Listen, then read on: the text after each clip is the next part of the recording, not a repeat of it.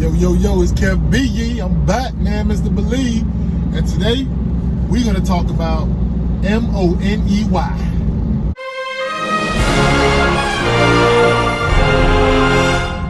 So on today's episode, man, I want to talk about the value of money.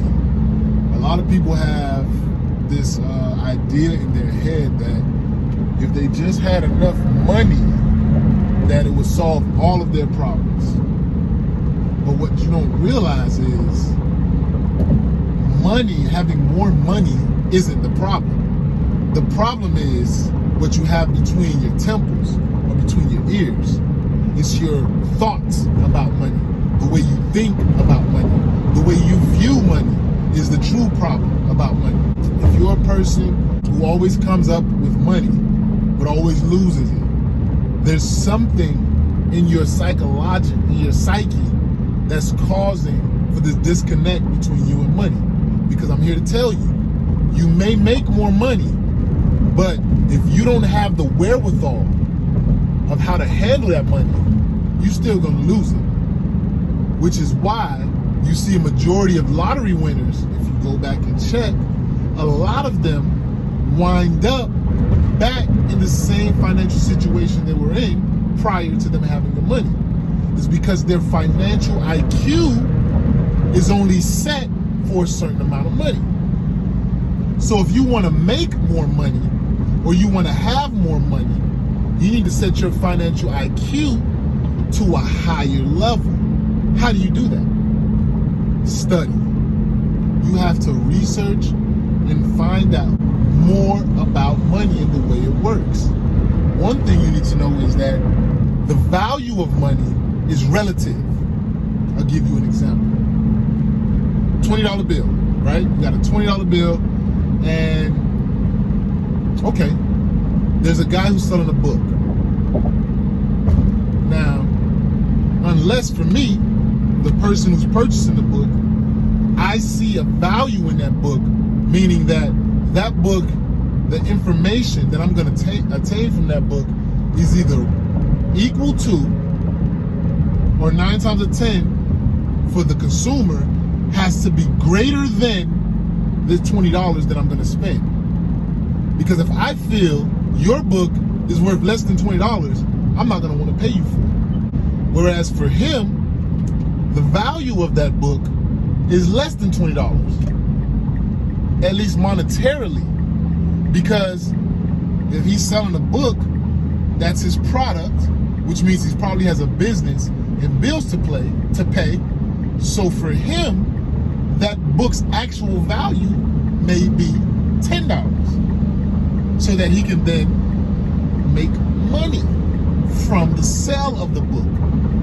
So the same $20 for me as the consumer and for him as the producer has two different values.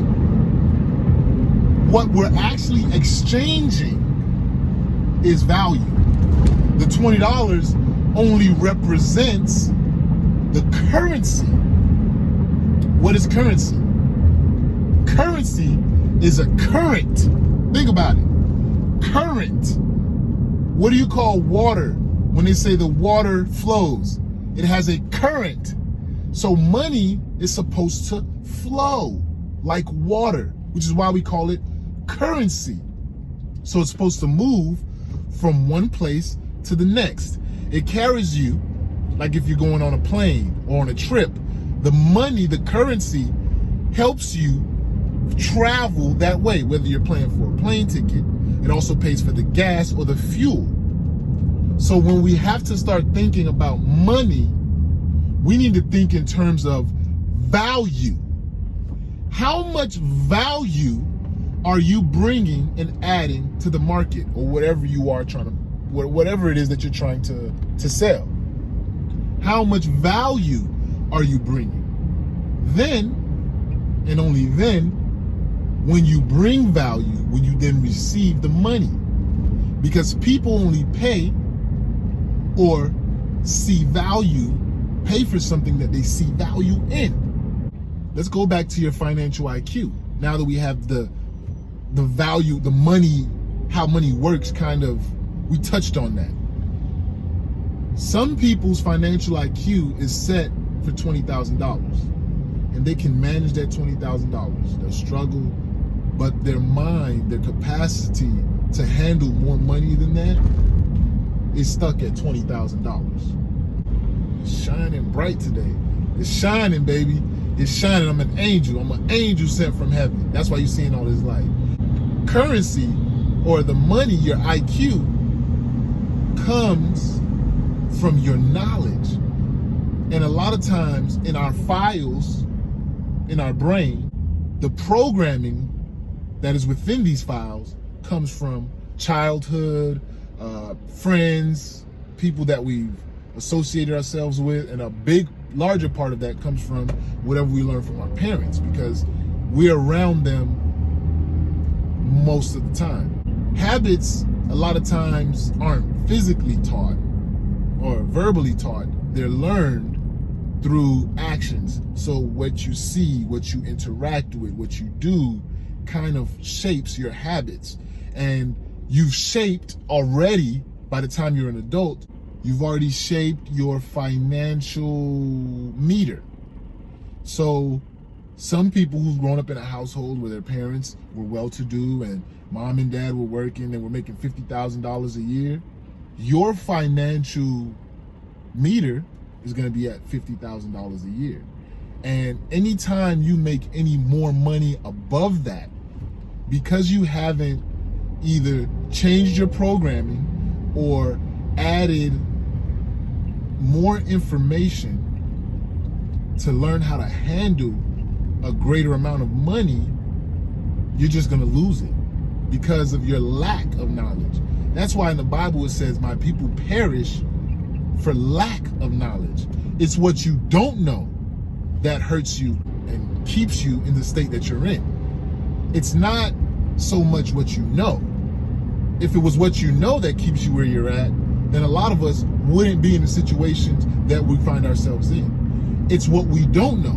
So whatever information or knowledge that you don't know about money is what's keeping you at that ceiling.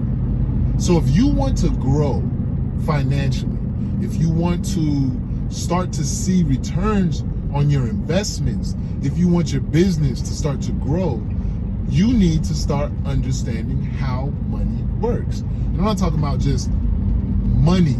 I mean how it works as far as different financial institutions. How do they make money? Or different study millionaires, people who are in situations where you want to see yourself in. You study those people and you start to adopt their thinking towards finances and money. In the beginning, it's going to be rough. You're going to go through a period where you have to unlearn and then relearn a new way of thinking towards money. Robert Kiyosaki talks about this thing called the cash flow quadrant. A majority of people find themselves in that E. But the goal is to move yourself to the I, so that you're an investor. What an investor knows about money is totally different from what an employee knows about money. An investor knows different tactics and different legal rules and ways to keep as much money in his pocket as possible.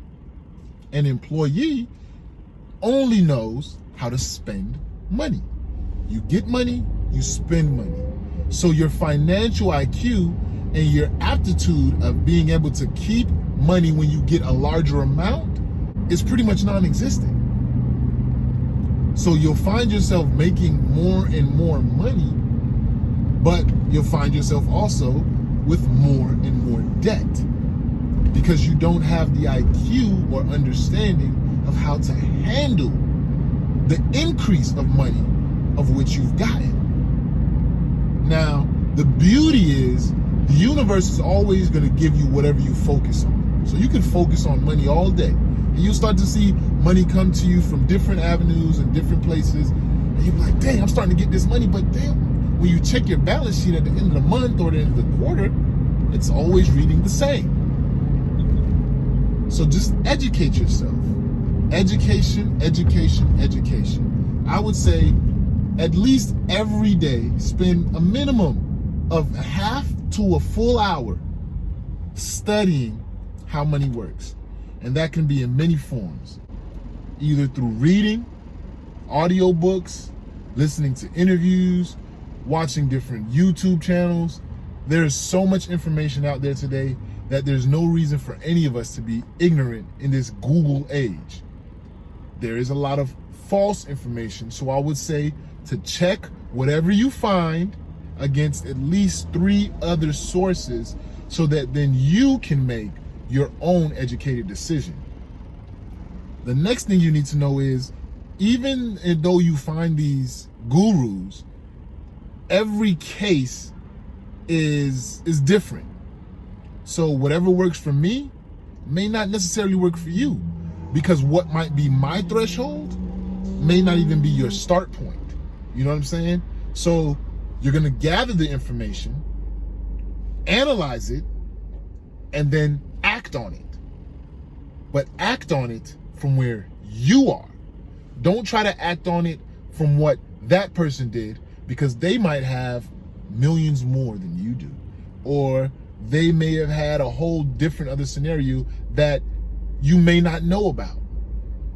So even when you are researching and finding information and getting those things, the ultimate thing you need to remember is to believe in yourself and your secret sauce. So when you take this information, you put it in your pot and mix with what you have, and you create your financial future, because you're in control of it. This is Kev B with another talk. Catch you guys on the next video. Peace. Hey, I'm back, man. If you like these videos, you like the information that you're getting, remember to subscribe, like, share, and comment at the end of these videos, and let's talk about it. Peace.